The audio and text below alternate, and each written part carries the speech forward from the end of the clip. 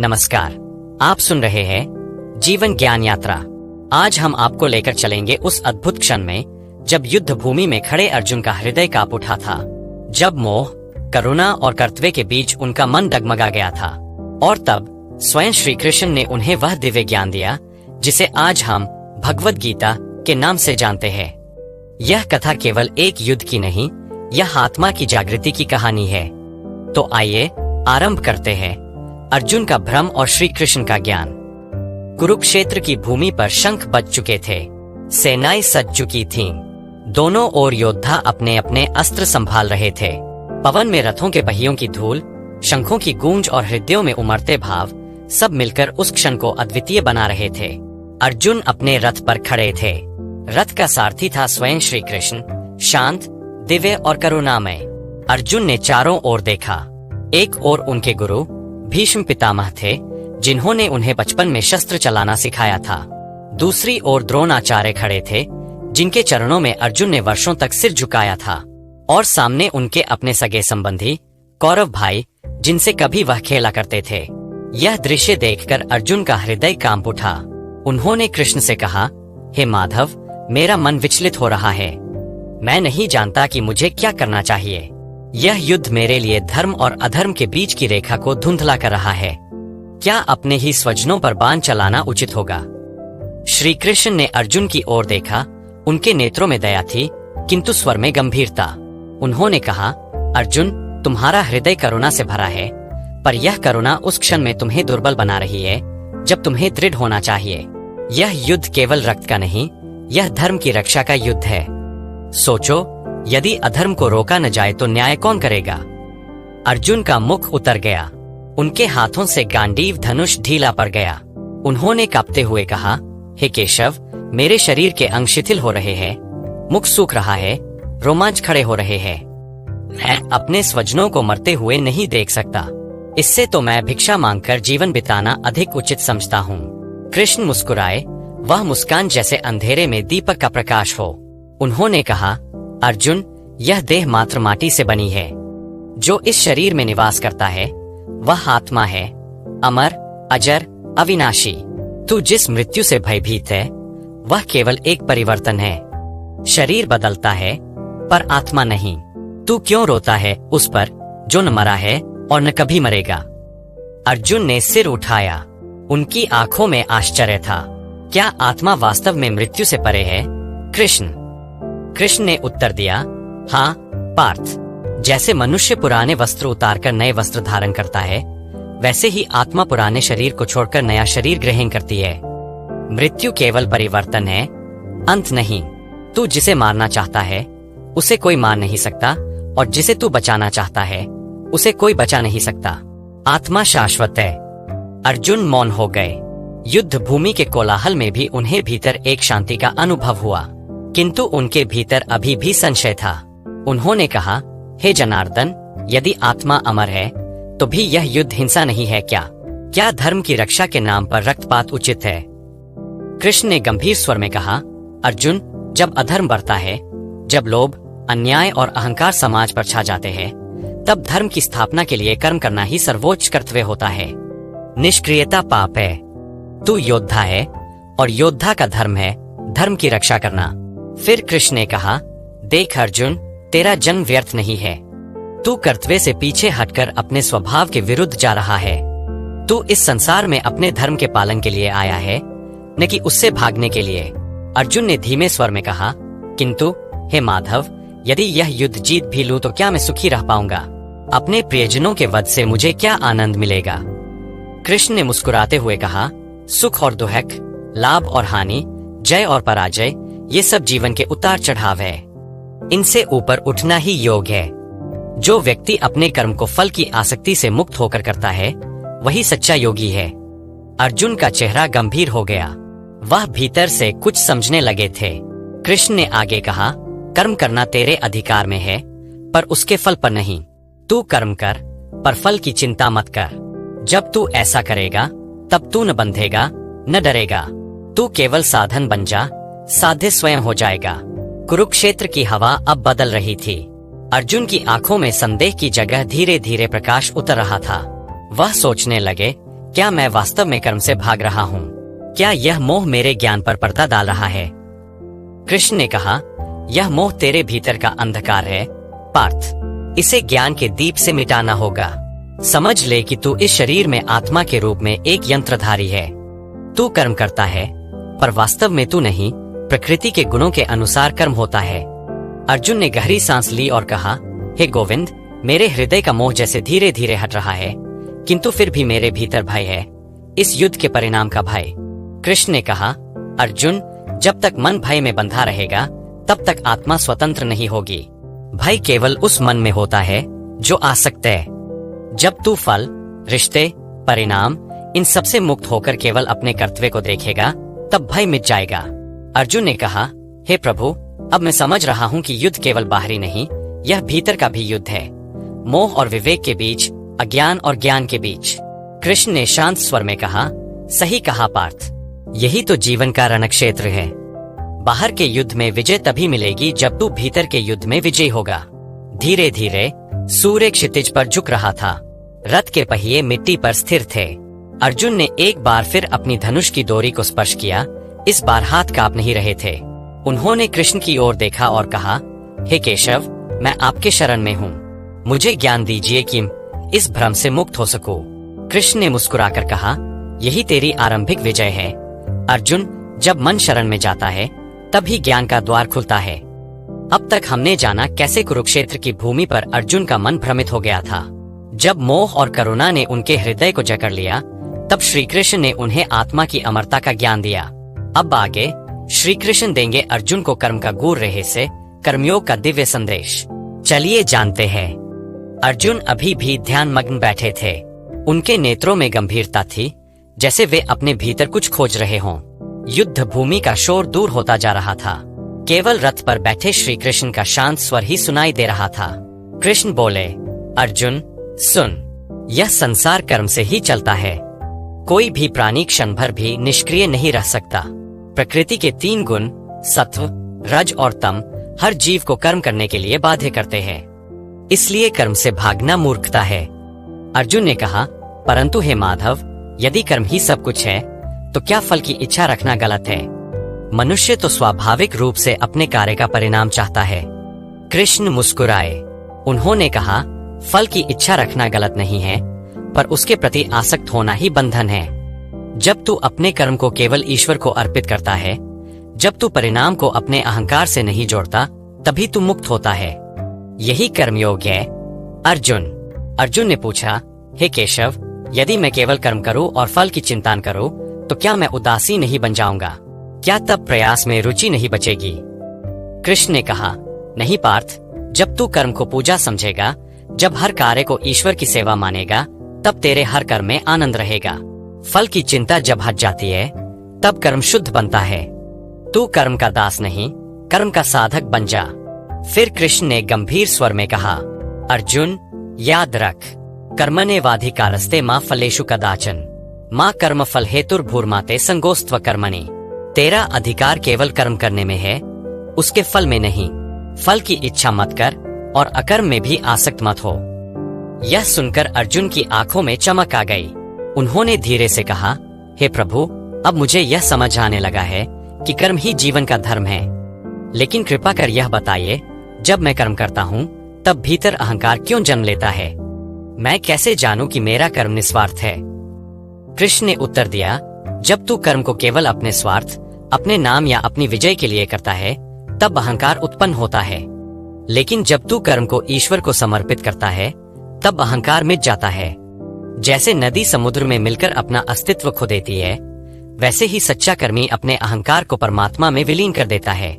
फिर कृष्ण ने कहा, कर्म 2 प्रकार के होते हैं, एक जो बंधन लाते हैं और दूसरे जो मुक्ति देते हैं। जो कर्म फल, लोभ या भय से प्रेरित है, वह बंधन है। जो कर्म सेवा, प्रेम और कर्तव्य भाव से किया जाए, वही मुक्ति का मार्ग है। अर्जुन ध्यान से सुन रहे थे। उन्हें महसूस हो रहा था कि श्री कृष्ण के शब्द केवल कानों से नहीं, हृदय से सुनने योग्य है। कृष्ण ने आगे कहा, संसार के लोग फल के लोभ में कर्म करते हैं। वे सोचते हैं कि सफलता ही उनका लक्ष्य है, परंतु सच्चा योगी कर्म में समत्व देखता है। यदि सफलता मिल जाए तो वह अहंकार नहीं करता, और यदि असफलता मिले तो वह निराश नहीं होता। वह हर परिस्थिति में स्थिर रहता है। यही योग की अवस्था है। अर्जुन ने पूछा, हे माधव, क्या यह संभव है कि मनुष्य संसार में रहते हुए भी इस योग की अवस्था में रह सके? क्या कोई गृहस्थ, कोई राजा भी योगी हो सकता है? कृष्ण ने कहा, क्यों नहीं पार्थ। योग केवल तपस्वियों के लिए नहीं, यह हर उस व्यक्ति के लिए है जो कर्म को पूजा समझता है, जो अपने परिवार, समाज और कर्तव्य को ईश्वर की सेवा मानकर करता है, वही सच्चा योगी है। फिर कृष्ण ने कहा, जो भोजन करता है वह सोचकर कि यह भी ईश्वर का प्रसाद है, वह योगी है। जो बोलता है, मधुर और सत्य बोलता है, वह योगी है। जो अपने कार्य में पूर्ण समर्पण रखता है और परिणाम को ईश्वर पर छोड़ देता है, वही योगी है। कृष्ण के वचनों में इतनी गहराई थी कि अर्जुन का हृदय पुलकित हो उठा। उन्होंने कहा, हे गोविंद, अब मैं समझ रहा हूँ कि युद्ध केवल विजय के लिए नहीं बल्कि धर्म के लिए होना चाहिए। लेकिन एक बात अभी भी मुझे समझ में नहीं आ रही, यदि सब कुछ ईश्वर की इच्छा से होता है तो क्या मनुष्य वास्तव में कुछ करता है? कृष्ण ने उत्तर दिया, पार्थ, यह संसार एक यंत्र की तरह है। ईश्वर इसके भीतर का चालक है। तू केवल साधन है। तू जो कुछ करता है वह ईश्वर की प्रेरणा से होता है। किंतु यह जानना आवश्यक है कि इस ज्ञान का अर्थ आलस्य नहीं है। यह जानना मुक्ति का द्वार है। जो व्यक्ति यह समझ लेता है कि मैं कर्म का कर्ता नहीं, केवल साधन हूँ, वह कर्म के फल से मुक्त हो जाता है। वह संसार में रहते हुए भी संसार से ऊपर हो जाता है। अर्जुन ने कहा, हे माधव, क्या यही ज्ञान मुझे मेरे भय से मुक्त करेगा? कृष्ण ने कहा, हाँ पार्थ, भय केवल उसी को होता है जो स्वयं को शरीर मानता है। जब तू जान लेगा कि तू आत्मा है, शुद्ध, चेतन और अविनाशी, तब भय मिट जाएगा। जब तू जान लेगा कि ईश्वर तेरे साथ है, तब तू किसी से नहीं डरेगा। फिर कृष्ण ने कहा, अर्जुन, जो व्यक्ति मन को नियंत्रित कर लेता है वही सच्चा विजेता है। युद्ध में शत्रु को जीतना आसान है, पर अपने मन को जीतना सबसे कठिन है। इसलिए पहले मन को स्थिर कर। ध्यान, श्रद्धा और ज्ञान के बल पर अपने भीतर की शांति खोज। जब मन स्थिर होगा तब तू कर्म को योग में बदल सकेगा। कृष्ण के शब्द जैसे अर्जुन के भीतर उतर रहे थे। वह अब पहले जैसे भ्रमित नहीं थे। उनके हृदय में नई शक्ति, नई समझ और एक अद्भुत स्थिरता उत्पन्न हो रही थी। उन्होंने धीरे से कहा, हे केशव, अब मुझे समझ आ गया कि कर्म का अर्थ केवल कार्य करना नहीं है, बल्कि अपने कर्म में ईश्वर को देखना है। जब मैं यह समझ लूंगा कि मैं केवल साधन हूँ, तब मेरा हर कर्म पूजा बन जाएगा। कृष्ण ने प्रसन्न होकर कहा, अर्जुन, यही ज्ञान की पहली सीढ़ी है। जब तू यह समझ लेगा कि कर्म ही पूजा है, तब जीवन एक सतत उपासना बन जाएगा। तब न युद्ध बुरा लगेगा, न शांति, न सफलता चकित करेगी, न असफलता विचलित करेगी। कृष्ण ने अंत में कहा, याद रख पार्थ, जो व्यक्ति अपने कर्म को ईश्वर को समर्पित करता है वह सदा शांति प्राप्त करता है, और जो फल की इच्छा में आसक्त रहता है वह सदा अस्थिर रहता है। अर्जुन की दृष्टि अब स्थिर हो चुकी थी। उनके भीतर एक अद्भुत शांति उतर चुकी थी। उन्होंने कहा, हे माधव, अब मैं अपने कर्तव्य को समझने लगा हूँ। अब भयभीत नहीं हूँ। मेरे भीतर का मोह धीरे धीरे समाप्त हो रहा है। कृष्ण ने मुस्कुराकर कहा, यही है कर्मयोग पार्थ, जब तू कर्म करते हुए भी निर्लिप्त रह सके, जब तू युद्ध के बीच भी भीतर शांति पा सके। अब तक हमने जाना कि कैसे श्री कृष्ण ने अर्जुन को कर्मयोग का दिव्य संदेश दिया, जहाँ कर्म पूजा बन जाता है और फल की आसक्ति मिट जाती है। अब हम आगे जानेंगे कैसे श्री कृष्ण अर्जुन को देंगे ज्ञान और भक्ति का वह अद्भुत संगम जो आत्मा को ईश्वर से जोड़ देता है। चलिए जानते हैं। कुरुक्षेत्र की भूमि पर सूर्य धीरे धीरे ऊंचाई पर चढ़ चुका था। रथ की धूल में युद्ध के शंख मौन हो चुके थे। उस मौन में केवल श्री कृष्ण की वाणी बह रही थी, मधुर, शांत और गहरी। कृष्ण बोले, अर्जुन, अब सुन ज्ञान का रहस्य। यह शरीर नश्वर है, पर जो इसे संचालित करता है वह आत्मा है। आत्मा न कभी जन्म लेती है, न कभी मरती है। यह सर्वव्यापक, अचल और अमर है। जब तू स्वयं को इस आत्मा के रूप में जान लेगा, तब तू संसार के बंधन से मुक्त हो जाएगा। अर्जुन ने धीरे से पूछा, हे प्रभु, यदि आत्मा ही सत्य है, तो यह संसार जो मैं देखता हूँ, यह सब क्या है? कृष्ण मुस्कुराए, पार्थ, यह संसार माया है, एक दिव्य खेल। जैसे स्वप्न में तू अनेक दृश्य देखता है, वैसे ही यह संसार ईश्वर की लीला है। जो अज्ञान में डूबा है वह इसे वास्तविक मानता है। जो ज्ञानवान है वह जानता है कि यह सब ईश्वर की शक्ति का विस्तार है। अर्जुन ने कहा, तो क्या ज्ञानवान व्यक्ति संसार से दूर हो जाता है? कृष्ण ने कहा, नहीं पार्थ, ज्ञानवान संसार से दूर नहीं होता, बल्कि संसार को सही दृष्टि से देखता है। वह हर वस्तु में परमात्मा को देखता है। जैसे एक ही सूर्य अनेक जलाशयों में प्रतिबिंबित होता है, वैसे ही एक ही परमात्मा सब प्राणियों में विद्यमान है। जब तू हर प्राणी में ईश्वर को देखेगा, तब तुझ में द्वेष, ईर्ष्या और भय समाप्त हो जाएगा। फिर कृष्ण ने कहा, अर्जुन, ज्ञान दो प्रकार का है, एक बाहरी और दूसरा आंतरिक। बाहरी ज्ञान तू ग्रंथों, शिक्षाओं और अनुभव से प्राप्त करता है, परंतु आंतरिक ज्ञान तब जागता है जब तू ध्यान में अपने भीतर के प्रकाश को देखता है। जब तू अपने भीतर उस आत्मा को पहचान लेता है, तब सब प्रश्न मिट जाते हैं। अर्जुन गंभीरता से सुन रहे थे। उनके भीतर का भ्रम अब धीरे धीरे दूर होता जा रहा था। उन्होंने कहा, हे माधव, अब मुझे यह ज्ञात हो रहा है कि सच्चा ज्ञान वही है जो व्यक्ति को विनम्र बनाता है, न कि अहंकारी। परंतु हे प्रभु, क्या केवल ज्ञान से ही मुक्ति मिल सकती है? कृष्ण ने कहा, नहीं पार्थ, ज्ञान और भक्ति दोनों साथ चलते हैं। ज्ञान से तू ईश्वर को समझता है और भक्ति से तू ईश्वर को अनुभव करता है। ज्ञान मन को शांत करता है और भक्ति हृदय को पवित्र करती है। जब ये दोनों मिलते हैं, तभी मनुष्य परम शांति प्राप्त करता है। फिर कृष्ण बोले, भक्ति का अर्थ केवल पूजा या स्तुति नहीं है। भक्ति का अर्थ है हर कर्म, हर विचार और हर सांस में ईश्वर की उपस्थिति का अनुभव करना। जब तू प्रेम से कर्म करेगा, जब तू अहंकार छोड़कर समर्पण करेगा, तभी तू सच्चा भक्त कहलाएगा। अर्जुन ने पूछा, हे गोविंद, क्या भक्ति केवल मनुष्य और ईश्वर के बीच का संबंध है या यह सब प्राणियों तक फैली है? कृष्ण ने उत्तर दिया, भक्ति सीमित नहीं है पार्थ। भक्ति वह भावना है जिसमें तू सब में एक ही चेतना देखता है। जब तू किसी भूखे को भोजन देता है, जब तू किसी दुखी को सांत्वना देता है, जब तू किसी शत्रु को क्षमा करता है, तब तू ईश्वर की भक्ति करता है, क्योंकि ईश्वर उसी के हृदय में बसता है जो करुणामय है। कृष्ण के शब्दों ने अर्जुन के भीतर प्रेम का ज्वार जगा दिया। उन्होंने कहा, हे प्रभु, अब मैं समझ गया कि धर्म केवल युद्ध जीतने का नाम नहीं, बल्कि भीतर की अंधकार पर विजय पाने का नाम है। परंतु एक प्रश्न और है, मन इतना चंचल क्यों है? मैं इसे स्थिर कैसे रखूं? कृष्ण ने कहा, मन वास्तव में चंचल है पार्थ। यह पवन की तरह अनियंत्रित है, परंतु अभ्यास और वैराग्य से इसे वश में किया जा सकता है। जब तू रोज अपने विचारों को शुद्ध करेगा, जब तू अपने कर्मों को सच्चाई से करेगा, तब मन धीरे धीरे शांत हो जाएगा। फिर कृष्ण ने कहा, मन वही बनता है जो वह सोचता है।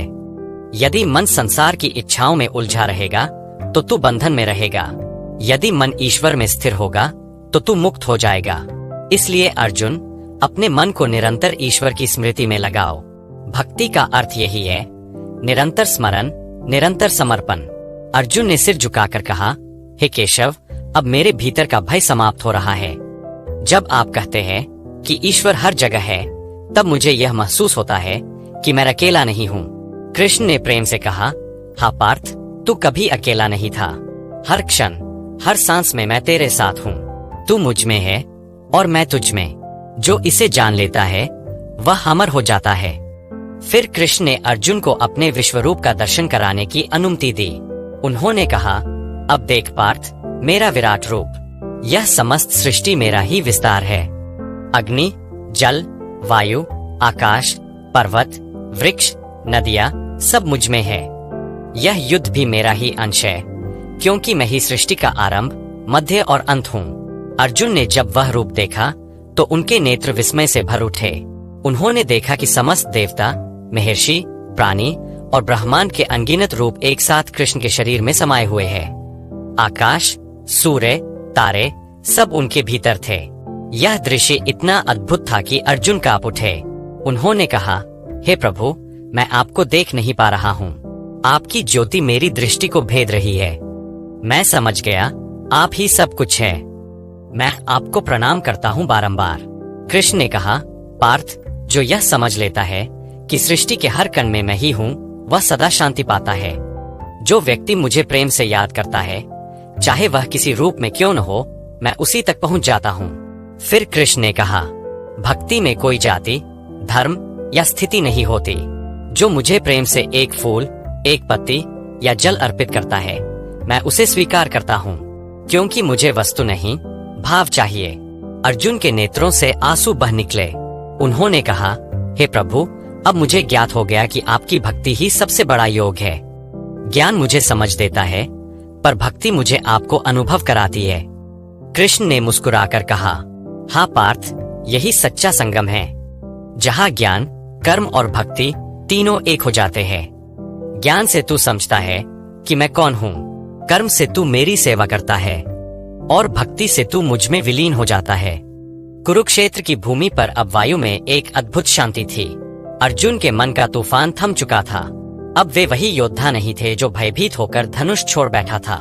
अब वह साधक था जिसने स्वयं को पहचान लिया था। उन्होंने कहा, हे माधव, अब मुझे अपने जीवन का उद्देश्य स्पष्ट दिख रहा है। मैं युद्ध इसलिए नहीं लड़ूंगा कि मैं जीत जाऊं, बल्कि इसलिए लड़ूंगा कि धर्म जीवित रहे। अब मेरे कर्म में न द्वेष है, न मोह, केवल समर्पण है। कृष्ण ने कहा, यही है आत्मज्ञान का फल।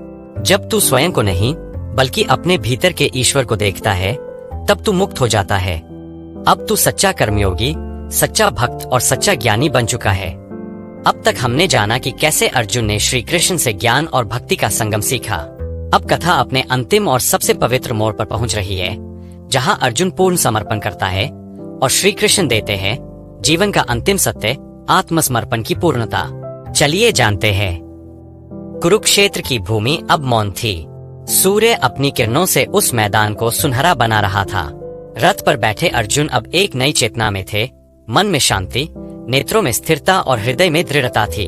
श्री कृष्ण ने मुस्कुराते हुए कहा, पार्थ, अब तू वह अर्जुन नहीं रहा जो भ्रम में था। तू अब जान चुका है कि आत्मा शाश्वत है, कर्म पूजा है और भक्ति मुक्ति का मार्ग है। परंतु अभी एक अंतिम ज्ञान बाकी है, आत्मसमर्पण का। अर्जुन ने आदर पूर्वक पूछा, हे माधव, आत्मसमर्पण का अर्थ क्या है? क्या इसका अर्थ यह है कि मनुष्य सब कुछ छोड़ दे और निष्क्रिय हो जाए? कृष्ण ने कहा, नहीं पार्थ, आत्मसमर्पण का अर्थ त्याग नहीं, विश्वास है। यह वह अवस्था है जब मनुष्य अपने हर विचार, हर कर्म और हर निर्णय को ईश्वर पर छोड़ देता है। जब वह यह मान लेता है कि मैं नहीं, वह कर रहा है, तब उसका जीवन ईश्वर की इच्छा का प्रतिबिंब बन जाता है। अर्जुन मौन थे। कृष्ण ने आगे कहा, समर्पण का अर्थ यह नहीं कि तू युद्ध न करे। इसका अर्थ यह है कि तू अपने भीतर के भय, मोह और अहंकार का युद्ध जीते। जो व्यक्ति अपने अहंकार को त्याग देता है, वही सच्चा समर्पित बनता है। कृष्ण ने कहा, अर्जुन, मनुष्य 3 बंधनों में जकड़ा है। पहला, अपने कर्मों का अहंकार, दूसरा, परिणाम की आसक्ति और तीसरा, दूसरों के प्रति द्वेष। जब ये तीनों बंधन टूट जाते हैं, तब आत्मा स्वतंत्र हो जाती है। अर्जुन ने कहा, हे केशव, अब मैं यह जानना चाहता हूँ कि सच्चे आत्मसमर्पण के बाद मनुष्य का जीवन कैसा होता है। कृष्ण ने उत्तर दिया, जब कोई आत्मसमर्पण करता है, तब वह परिस्थितियों का दास नहीं रहता। चाहे सुख आए या दुख, लाभ मिले या हानि, वह स्थिर रहता है। वह जानता है कि जो भी होता है, ईश्वर की योजना का भाग है। ऐसा व्यक्ति कभी शिकायत नहीं करता, कभी घमंड नहीं करता, केवल प्रेम करता है। फिर कृष्ण ने कहा, समर्पण का अर्थ यह नहीं कि तू कर्म छोड़ दे, बल्कि यह है कि तू हर कर्म को ईश्वर को समर्पित कर दे। जो व्यक्ति यह सोचता है कि मैं यह कर रहा हूँ, वह बंधन में पड़ता है। पर जो यह समझता है कि ईश्वर मुझसे यह करवा रहे हैं, वह मुक्त हो जाता है। कृष्ण ने अपने रथ की लगाम को थोड़ा खींचते हुए कहा, देख अर्जुन, जब तू कर्म करता है, तब 2 रास्ते बनते हैं। एक जो अहंकार की ओर जाता है और दूसरा जो समर्पण की ओर जाता है। पहले में तू स्वयं को कर्ता मानता है, दूसरे में तू ईश्वर को कर्ता मानता है। पहला मार्ग बंधन देता है, दूसरा मुक्ति। अर्जुन अब भीतर से प्रसन्न थे। उन्होंने कहा, हे प्रभु, अब मैं समझ गया कि जीवन में सबसे बड़ा साहस लड़ने का नहीं, बल्कि समर्पण का है। जब मनुष्य स्वयं को ईश्वर के हवाले कर देता है, तब भय, शोक और भ्रम मिट जाते हैं। कृष्ण ने कहा, हाँ पार्थ, यही है जीवन का अंतिम सत्य। जब तू मुझ में अपना मन, बुद्धि और आत्मा समर्पित कर देगा, तब मैं तुझे संसार के हर बंधन से मुक्त कर दूंगा। फिर कृष्ण ने अपने करुण स्वर में कहा, सर्वधर्मान परित्यज्य मामेकं शरणं व्रज, अहत्वां सर्व पापेभ्यो मोक्षयिष्यामि मा शुचः। सब धर्मों और कर्तव्यों को छोड़कर केवल मेरी शरण में आ जा, मैं तुझे सभी पापों और बंधनों से मुक्त कर दूंगा। भय मत कर। यह वाक्य अर्जुन के हृदय में गूंज उठा। यह केवल एक उपदेश नहीं, बल्कि आत्मा का आह्वान था। उन्होंने हाथ जोड़कर कहा, हे गोविंद, अब मैं जान गया हूँ कि मेरे जीवन का हर क्षण आपकी कृपा से है। अब मेरे भीतर न कोई भ्रम है, न भय। मैं आपके आदेशानुसार युद्ध करूंगा। कृष्ण मुस्कुराए, वह मुस्कान जैसे अंधकार में प्रकाश का स्रोत हो। उन्होंने कहा, यही सच्ची विजय है पार्थ। वह विजय जो भीतर होती है, वही बाहर प्रकट होती है। अब जा, अपने धर्म का पालन कर। मैं तेरे साथ हूँ, हर बाण में, हर श्वास में, हर कर्म में। अर्जुन ने अपना धनुष उठाया। उनके हाथ अब दृढ़ थे। उनके मन में कोई द्वंद्व नहीं था। उन्होंने श्री कृष्ण की ओर देखा और कहा, नष्टो मोह स्मृतिर्लब्धा त्वत्प्रसादान्याच्युत, स्थितोस्मि गतसंदेहः करिष्ये वचनं तव। हे अच्युत, आपका कृपा से मेरा मोह नष्ट हो गया है, मेरी स्मृति लौट आई है। मैं अब संदेह रहित हूँ। अब मैं आपके वचन का पालन करूंगा। कृष्ण ने अपने रथ को युद्ध भूमि की ओर मोड़ दिया। उनकी आंखों में करुणा थी और अर्जुन के हृदय में अटूट श्रद्धा। शंख फिर बज उठा और कुरुक्षेत्र की भूमि पर धर्म और अधर्म के बीच अंतिम संघर्ष प्रारंभ हुआ। पर यह युद्ध केवल बाहरी नहीं था, यह मानव के भीतर के अंधकार और प्रकाश के बीच का युद्ध था।